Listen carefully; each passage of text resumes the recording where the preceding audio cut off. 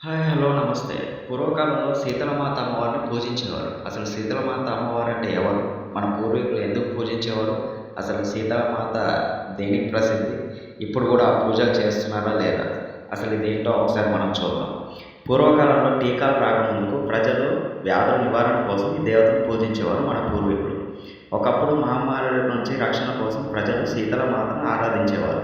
ఆమెను వ్యాధులను తొలగించే శక్తిగాను, ఆరోగ్య రక్షకురాలుగాను భావించేవారు. ఈ అమ్మవారు గాడిదపై సవారీ చేస్తూ చేతిలో నీటి కుండ, ఊతి కొయ్య పట్టుకొని రోగాలను తుడిచివేయడం ఆమె గుణం అని నమ్మేవారు. పురాణాల ప్రకారం ఆమెను భక్తితో పూజించిన వారికి మహమ్మారులు దరిచేరవని చెప్పబడింది. ఇప్పటికీ భారతదేశం, నేపాల్, బంగ్లాదేశ్లలో శీతలమాత పూజ విశేషంగా జరుగుతూ ఉంది. ఈ పూజలో భక్తులు పెరుగు, అన్నం వంటి చల్లని ఆహార పదార్థాలను సమర్పిస్తారు. కానీ వేడి, తాజా వంటకాలు తినడం మానేస్తారు. ఇది శరీర తాపాన్ని తగ్గించేందుకు అనుసరించే ఆరోగ్యపరమైన ఆచారమని భావిస్తారు.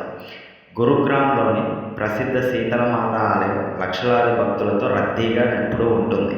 సారాంశం: శీతలమాత మన ఆరోగ్యం నిజమైన సంపద అని గుర్తు చేస్తుంది. వ్యాధి నివారణ, ఆరోగ్య సంరక్షణలో అంతే ముఖ్యమైనది. మీ అభిప్రాయం? మీరు ఎప్పుడైనా ఈ శీతలమాత పూజ గురించి కానీ విన్నారా? ఈ అమ్మవారి గురించి మీకేమైనా తెలిసి ఉంటే ఒకసారి కామెంట్ చేయండి. Thank you. Please subscribe to the channel.